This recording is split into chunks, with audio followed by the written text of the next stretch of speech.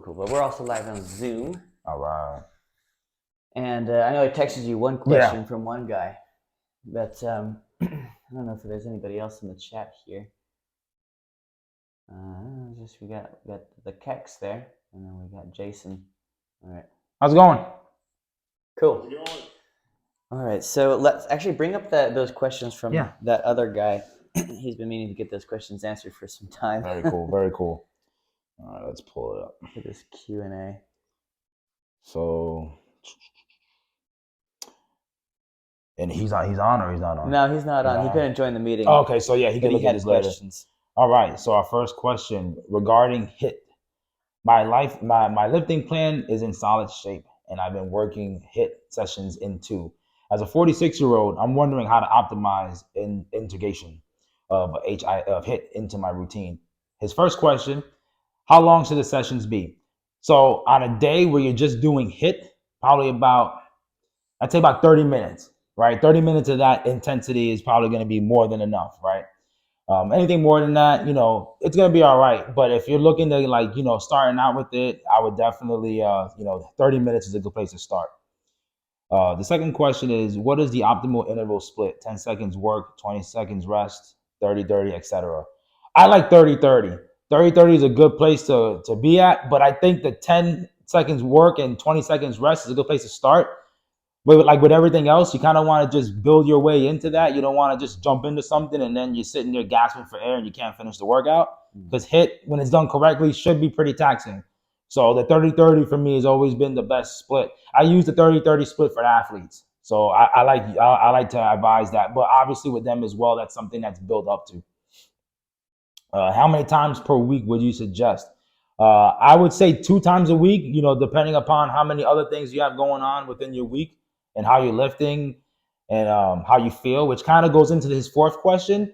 If I have lower back pain and sprinting makes it worse, any other modality that you would like here? So with that, right, I kind of going back to number 3 about how many times per week, letting your body kind of guide you and tell you how it feels, especially with HIIT, because it's very aggressive. You don't want to enter these workouts hurt. But in regards to sprinting, I like the bike. I'm a big fan of the bike. I use the bike on my off days because I'm trying to let my posterior chain kind of rest. I do a lot of heavy lifting myself. So, during that little bit of time, I'm trying to get some active recovery, and the bike is probably going to be my favorite low impact for cardio. 100%. I'll definitely put patients, especially if they're overweight. Yeah. I'll put them on the bike. I'm not going to have someone super overweight try sprinting. No. That's not going to go well. No, it's not. And I think a lot of people too, they underestimate how important it is to get like a running coach at first. Everybody thinks like you were born to run and you'll run good. No. There would be landing heel first and get shin. And then that's the first complaint. He's like, I started running and my knees hurt. Well, okay, let's see how you're running, right? They're landing straight onto their heel and all that impact goes right into their knee and their leg. Yep. So I advise everybody, even if it's for a few days or a few weeks or whatnot, get a running coach. Have somebody look at it and say, hey, man, do this versus that based on how you're built, right? How your strides should look. That's another thing. People like to run like they're in the cartoons with their little feet, like just like running in place kind of, right? People don't understand that, like, I'm supposed to hit the strides, right? Yeah. So that's bad to me. That's the one thing I notice the most from people that don't run that start running. I like this park over here because there's grass. And if I have someone sprint, I'll tell them to actually go sprint over that grass because it's super soft grass. That's perfect.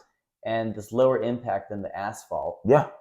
And or beach sprints. Oh, yeah, that too. Yeah. Those suck because they're difficult, but they're very low impact. Yeah. So it has its, has its rewards to it.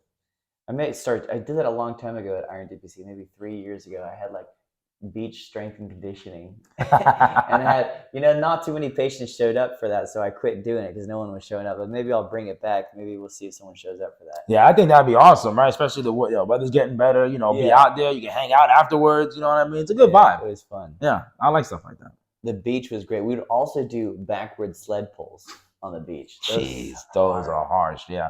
Lighten up those quads. Yeah. On fire. Oh, on fire. Especially when you're pushing through that sand and getting that quadriceps extension. Yeah, I couldn't imagine. It's good. I'll bring it back. Yeah. Let's see if people show up. So I agree with all that. I love the bike. What else? Rowing is great for interval. Rowing is good too, but that's another thing too. I think the bike is pretty much like the fail safe. It's like as long as your bike height is set correctly, I think you're fine. But with rowing, that's another movement that people don't really like. You gotta kind of explain to them. Even when I used to help over at like, because CrossFit's really big with the rowing, and when they would row, they're using a lot of like the timing is off, right? The cadence of how they row. That's like I noticed the biggest thing that people start pulling too fast here without driving with the legs first, right? I like to use it for my oldie lifters because it teaches them extension first, right? Because if you're rowing well, you hit that extension and then follow through with the arms. Kind of mimics an oldie lift a little bit. Yeah. Oh, they guess they need to have someone watch them, make sure they're not injuring their backs. Yeah. Oh yeah. Jump rope. That's another sort of interval training. Yes. Yeah. Oh yeah. Oh yeah. Kettlebells. I find those both a resistance training and stabilizer training and interval training. A kettlebell is a very versatile piece of equipment. Yeah. Obviously knowing how to use it, but I mean, just in interval training itself, you can press with it, you can row with it, you can squat with it. Those three things right there will be just fine. Yeah. I find tennis a natural interval sport for myself. Oh yeah. Singles tennis. Oh yeah. Yeah. Mm-hmm. Fully interval. Yeah. That's like when I get the football players. I was telling you, I use that because that's an on and off sport, right? They're aggressive, maximum effort, rest. Yep. It's the same thing, So. Yeah, definitely a great tool to use in throwing it in your regular routine if you can do that. There are also so many hours in a week and in a day, right? Fatigue management is very important too, right? Yeah, what you said about lifting heavy and not being able to do, some sort of interval training the other day. I would do that back when I did lift heavy and deadlifts. I wouldn't combine that with tennis training the next day because my posterior chain was shot. Yeah, it was lit up, which was good. You did the job, right? But now that's like, as a coach, I tell the athletes, fatigue management is my main concern, right? It's not just throwing workouts in any kind of like, I don't have a hat and I don't just draw the workouts out and just write it down, right? There's a method to the madness, right? Because the fatigue management is very, very important. Yeah.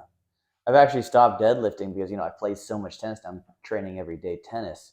I don't want to do deadlifts because it fries my hamstrings and my lower back, my back, and then I can't really move that well the next day. Right. So I'll maybe do really light deadlifts or do resistance bands for deadlifts, but not like super heavy deadlifts like I did in the past. I think an RDL would be good for you. Yeah, I do those. Yeah, those you can kind of just sprinkle in wherever you like, right? Yeah. Heavy deadlifting is cool, right? As a powerlifting coach, I'm not going to say deadlifting is bad, right? But like for an athlete, right, I think, cleans and RDLs are probably a little bit more suitable, right? So they are taxing to the posterior chain also, but not as bad as the deadlift. Deadlift will light you up. Yeah. One thing that I've been doing a lot is the wedge.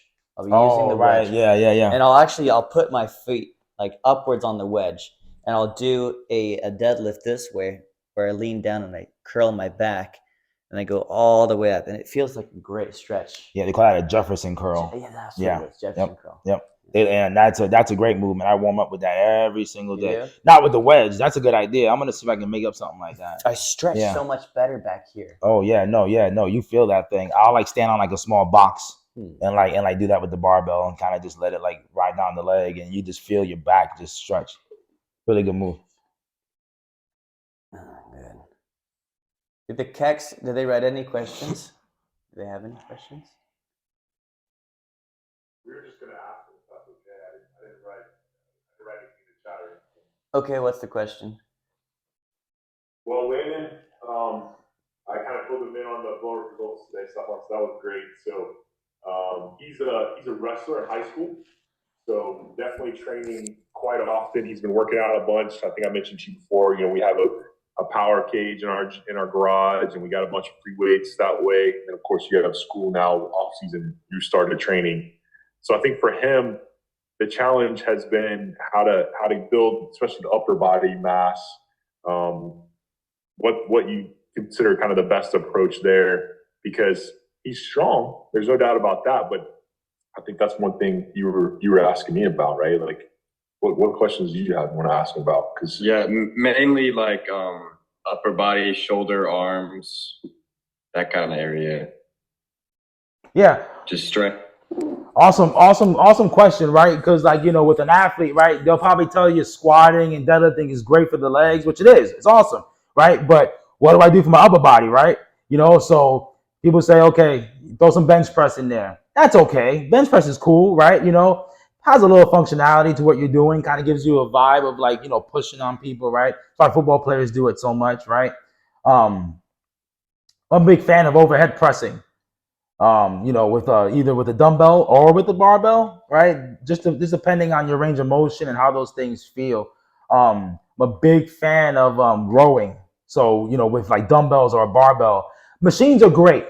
I don't think machines are bad, right? But I think that if you're gonna focus a workout for mass and strength, the barbell and the dumbbell should be what I would call the meat and potatoes of that day. You should get in your most effort out of those, and then just hit up some other things if the school has like a lat pull down or like a seated row or something like that, And nothing wrong with a good little biceps and triceps workout too, right? I know people think those are just aesthetics, but they're not, right? For an athlete, having strong triceps is what you need. It's a big part of the arm, right? You look at someone's arm, biceps are big, but the triceps are bigger and they're stronger, right? They're responsible for doing a lot more things.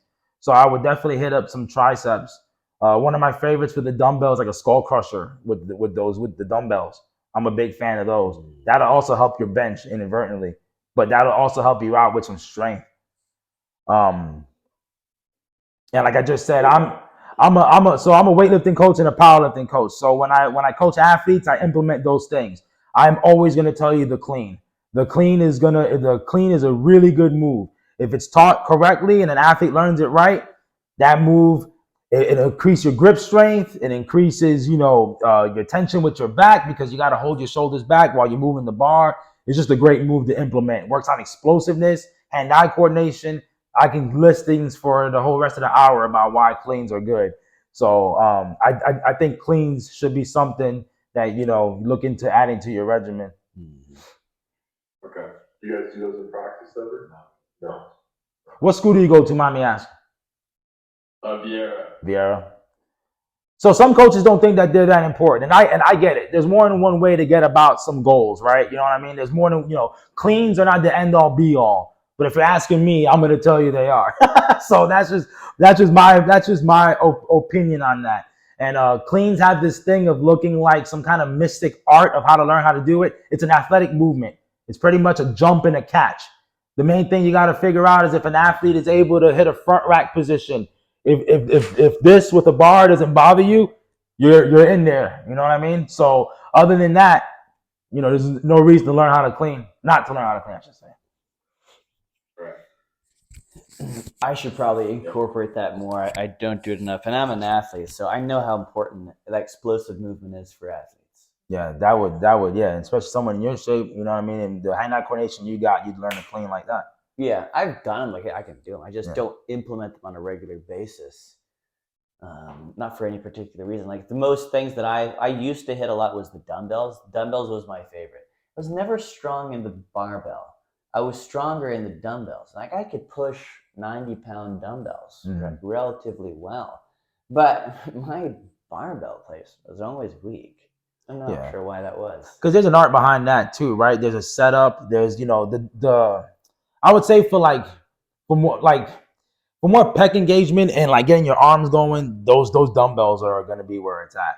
But like to have like what you would call like a heavy bench, like there's an art with that, right? There's tensing in certain spots and squeezing everything back. It's just a whole big rigmarole. When I first started doing that, I really slept on it. So my background came from only lifting solely, and when I got into powerlifting, the only difference was benching because I squatted and I pulled from the floor frequently, but I didn't bench. And when I got that, I was all cocky. I was like, I'll bench all this weight, man. And then it's like, wow, this is like the harder lift from a technical aspect than I thought it was going to be. One of my most favorite things to do now is the Olympic ring push-up. Oh, man, yeah. I'll put myself completely horizontal. I'll get on a 2x4 and I'll put the Olympic rings horizontal. And I like it a huge stretch in the pecs and then pushing all the way through and going through midline here and squeezing together. I get a great transverse and then I get all the way down. And you work your core. And I work my core hard. Everything is stimulated. Yeah, everything is stimulated. That's a good movement, man. It's a great movement. Yeah. So that's what I recommend is Olympic rings. Dips as well on the Olympic rings, but there's just so challenging. I would focus more on just the push-up on the Olympic rings. Yeah. And then the reverse, do the rows. So I'll go. I'll do push-ups on the Olympic rings, and then I'll go right to the row, and I'll pull the Olympic rings. Again, I'm completely horizontal. Yeah. If that's too challenging, you can walk yourself up. Yes. But I like the horizontal. It's a great movement. Because you get full range of motion in the back, and you can go all the way through again, fully contracted. It's a great movement. Yeah. I like those a lot. Yeah. I haven't done those in a while. And then the other thing I do a lot is the resistance bands. You know, I use the X3 bar out here, and I'm doing the bands. The bands are fantastic for that pulling motion. The limitation would be the chest press because I don't feel like I get a full range of motion, but it's okay. It's a good additional exercise to everything else. So it's funny you brought up bands. I use bands for like squats. So I'll put bands on the barbell along with weight, and it teaches explosion out of the hole of a squat like nothing other. But if that's something you're gonna play with, definitely use caution because some of the band tension there is pretty thick. And setting it up at a gym that doesn't have the proper rack just takes a little bit of some MacGyver work. You know, you gotta just kind of like find a plate and loop it through. And you know, you can look online. Matt Wenning is a good source for looking at like how to set up bands for athletic movements at a gym that doesn't give you a rack for it. But yeah, no, I'm a really big fan of that. Anything I can do for an athlete to make them explosive is I'm gonna use that. So you use the bands for explosiveness? Mm-hmm. So we'll do like one of my favorites is like the box squat. So you know we'll have the athlete. There'll be bands on there. They'll sit, shoot, sit, shoot, sit. Right? You know, getting them quick. And then when you take those off and they hit a regular back squat, they're gonna jump through the ceiling. I like doing the bands because you can train to failure without injury on them. Yeah, no, that too. All the way. That too, especially the way that you use them with that. What's that deadlift X3? Thing? Yeah, that thing right there is awesome, man. Yeah. Take that anywhere you want with you, you know, and you can get a crazy pump. Yeah. Because that band tension is through the entire range of motion. Yeah. Yeah. And you don't have to worry, especially on the bench press. You're worried about like falling. No, you can go all the way until you can't do anymore. You just do 3 more. You can't do it. Yeah, it's really good. That really works. What do you guys feel about plyometrics? How to incorporate that into a workout routine? Oh yeah, for sure. So like that's back into that whole explosive thing, right? So if I got a kid coming in for a dynamic day, right? You know, we're gonna do some jumping, we're gonna do some cleans, we're gonna do some squats, right? And that's those things right there. One thing I like to really focus on is that, like, as a coach, I'm not trying to reinvent the wheel, right? There's nothing, you know, I'm not about this experimental stuff. I'm not using we're not standing on exercise balls and we're not doing anything crazy like that. I'm sure that works. And I know, like, I've seen some with LeBron James, you know what I mean? That's awesome. He's the man. And he does stuff like that. And that's cool, right? But when I'm working with athletes, simple things, squats, jumps, cleans, they work. Yep. Classic, right? Yeah, classic. Box jumps, yeah. Yeah, box jumps. What's cool about that is I train out of Beachbodies over in Indialantic, and they had the Olympic. It was the German rowing team was there. I remember that. And I'm back there training athletes and watching, and it's like they're just doing simple stuff, but a lot of it, you know, a lot of dips, push-ups, pull-ups, squats, cleans, presses. You know, nothing fancy. You know, and then they're jacked and they're strong guys and girls. Yeah. So, you know, it's pretty interesting looking at that from a coach's standpoint. Questions about your routine or anything like that? I mean, how should I work all that around 3-day schedule? We're doing 3 days of hard drilling, training for wrestling. Monday, Tuesday, Wednesday. How should I move this around that? So you say Monday is your day of wrestling conditioning, right? And then Monday, Tuesday, Wednesday. That's all wrestling days. Monday, Tuesday, and Wednesday. How should I fit things through that whole week? Are you in season? No, this is off season. And you still do that much wrestling on off season? Yeah. That's crazy. That's cool. Yeah. No, that's good. You're gonna get better at wrestling by wrestling. You know what I mean? There's no way around that. So out of those 3 days, which one is the most intense? Is there a schedule that says that you guys know walking into Monday that y'all gonna get your butt kicked, or Tuesday or Wednesday? Probably Wednesday would be the hardest. We we have a clinician come in every Wednesday, and usually we get work pretty hard on Wednesday. On Monday and Tuesday, what time do you train? 5:30 to 7:30. That's just wrestling. It's not. We don't lift at that time. Right. But you're training pretty hard on those days too. Like if you left on a Monday, right, and you walk into the car or up to the house, what's sore? What are you feeling? My back and shoulders.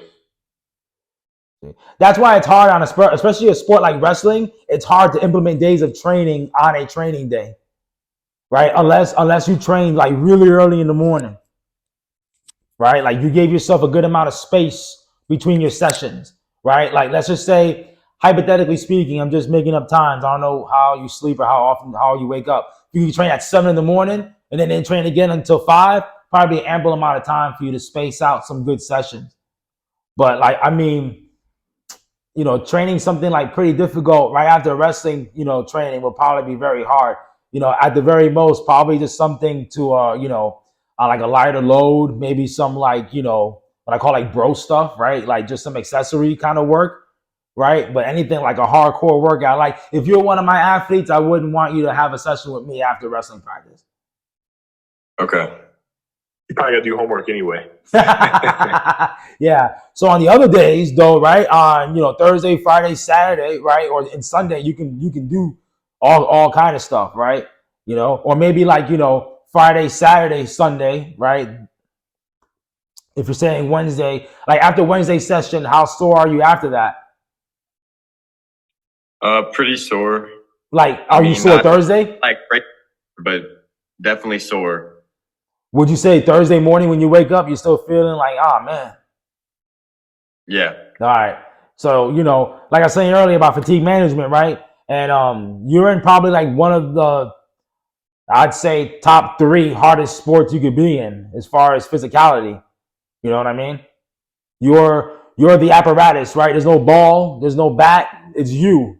And it's, fighting against somebody else, right? So that stuff gets pretty rough. But so my recommendations would be either if you could work out in the morning and then train in the evening, or give yourself Friday, Saturday, and Sunday, days, even Thursday, if you did something like Thursday, Friday, Saturday, just need some time off though too to relax. Okay. You can also I have a follow-up question. Yes. Sorry. I was just gonna say, so for me, I just turned 43, so it's a whole different type of training now, being in my 40s, and I'm trying to get back into it. Honestly, that's something that Stefan and I have talked about. What's your recommendation for kind of a weekly workout plan, right? That includes, I know, some of the HIIT and sprinting you guys were talking about in the very beginning, but what's your recommendation there for what a week's worth of work would look like with rest days and everything built in? So I'm the kind of guy, when it comes to things that are brand new for people and starting things that they haven't done before, about easing into things, right? I've seen a lot of people that say to themselves, I'm going to work out 5 days a week, 2 hours a day. And then that lasts for like 2 or 3 weeks. And then they're burnt out and they feel like crap, because the body is an adaptive, right? You need to adapt to things, right? So I would say 3 times a week to start out would be perfectly fine, right? Especially for like a month to 6 weeks. And I wouldn't worry about anything called HIIT. I would leave all that alone. You need to build a platform at which you can kind of like bounce off of, right? So you got to build a base. With those 3 days, you can do, if you space them out the right way, you can probably do total body workouts all 3 days where you're hitting upper and lower a little bit, just to kind of get yourself into the groove, creating the habit of getting to the gym and showing up and going there and getting things done. Yeah. So what exercises would you recommend in those days? Well, that's a hard question, because I have to ask you more stuff to follow up with that. So like, sure. You got any orthopedic issues? My knees are not amazing. I got pretty flat feet, so my knees are not great for like squatting and stuff. I can't do a lot of that typically. So, but that's really the biggest impediment. Shoulders Otherwise, again? everything else pretty good shape. So Oh, your shoulders are good? Yeah. Yeah. Okay. Anything cardiovascular going on? Just walking. I need to start sprinting and running again. No. Sorry about that. I meant to say that. Do you have any cardiovascular Oh issues? no, Okay. no. Okay. So except for just staying away from some squats for a little bit, and I honestly don't think you should stay away from them forever. But you know, if you're gonna build yourself a platform to which you could build off of, right? I'm a big fan of machines for that kind of period of time, right? When you're kind of just easing into things, right? Especially depending upon if you have a trained eye looking at you or not, right? You know, Yeah. so a machine. That's why machines were created for the gym, right? It's you look at the picture, you do what the guy does, and you're good to go, right? But it still works you, and it's good stuff, right? So you know, Sure. any kind of like leg press machine, you know, leg extension, leg curl, you know, any kind of bench machine, lat pull down, you know, things like that. Yeah, we got those we got pretty much all that in the garage. Okay. It's free weight. It's just a power rack, right? So it's good, and I'm very comfortable doing those. So I'm good. If you had something you thought like, hey, try to do squats. I just would start with lighter weight, obviously, to see how my knees are doing. It's been a while. No, he's describing like machines, not a power rack. A power rack, that's gonna be more like free weights. Yeah, I agree. That's what I'm saying. I have that in the garage here at the house. We bought one, so we have barbell, dumbbells. We have a whole rack and everything here. So Again, that's free weights, and you probably want to make sure you have good technique and form for that. yeah, and just keep the safety bars and stuff in there. We have those, right? So just in case, we got all that inside there. Because like, you know, with squatting especially, right, there's a lot of like things like bad habits can be learned and things like that can like take with you when you put heavier weight on that could hurt you. So like, right. You know, I always tell people, right, and I'm not trying to sell you on anything because I'm not the only trainer in this world. There's a whole bunch, right? But I recommend seeing someone, if you're gonna embark on a barbell dumbbell journey, at least once a week, check in with somebody so that they make sure you're doing things right. Because I would hate for you to have bad habits and then take them with you places. And the bad habits might even start from a mobility standpoint, not because you don't understand how to use the bar, but your body is not going to let you go in certain positions naturally, and your body's hard-headed, so it's going to want to do it anyway. And when it puts you there, that's what makes people injured, right? Besides repetition, not resting, water, blah blah blah. But it's when people they use the barbell and they don't understand how the body's supposed to move with it. Yeah, that's 100%. I would recommend getting a coach and having them watch you do it, because you're sitting at a desk all day and then you go and you try to, your mobility is not there. Your hip flexors are tight. You don't got ankle mobility. Your back is tight. Things aren't going to move right, and you can easily develop some pretty bad habits this way. And you definitely want to have someone watch you as you're starting out a program from being deconditioned. Yeah. Okay. Thank you. Jason, you're muted. You got to unmute yourself, Jason, if you want to say something. Good Okay. stuff. Isaac, good stuff. Hey, what's up, man? Hey, how you doing? Good. How are you? Good. Hey, changing it up just a bit. I've got a couple 70-year-old patients, ladies, who are looking to get back into exercise training. We're trying to get them to slowly get back into doing a little weight resistance and what's your recommendation as far as getting them started? Obviously there's cardiac stuff that we keep in mind, and the other issues that might be something that limits them. But just in general, if you got a 70-year-old lady who's wanting to get back into doing some weight training and things, where would you start them? That's an awesome question. So kind of like what I was like talking to the gentleman about is, having them starting out on some machines, something low impact, something that can't hurt them, right? Because what the machines are also going to help someone understand is how to be tight in certain spaces, in certain parts, right? And it kind of makes it in an environment that's not dangerous. And also with someone of that age, rest is best. So when I have clients that are that older, I'll do like a minute and a half between versus 35 to 45 seconds on a client that's a little younger. Sure. Cool. Especially if you're saying, with cardiovascular type of concerns, right? Definitely would, and even after, if they're training on their own or with a trainer, even after that minute, you ask them, where's your wind at? How do you feel? Right? Are you dizzy? Like, how is things going? Everything's cool? Are you ready? Okay, let's go. And then we'll do the next set, Sure. Cool. Yep. Too strong, man. Is that it? All right. I think that's it for today. Call it quits at 30 minutes here. Hopefully we got some good content for people. Answered a couple questions. Cool. Thanks for joining, y'all. That's it. Keck, do you have any questions, Keck? Any closing comments? Yeah, just I take creatine, right? Just to like healthy natural creatine, right? Yeah. Yeah, good. What like else should I take just to I don't know, naturally like boost? I'm not trying to get on like steroids or anything. No, I was suggesting actually aminos for you because you're having difficulty with recovery. Get on some aminos. Yeah. How are you sleeping? Like 7 to 8 hours. You sleep? You think you sleep good? I sleep good. Yeah. All right. That's always the first thing when someone tells me, "What can I do to get better?" or "How can I recover better?" I say, "How are you sleeping?" Yeah. Right, and then the aminos is a great idea. Are you eating good? You think you eat a lot?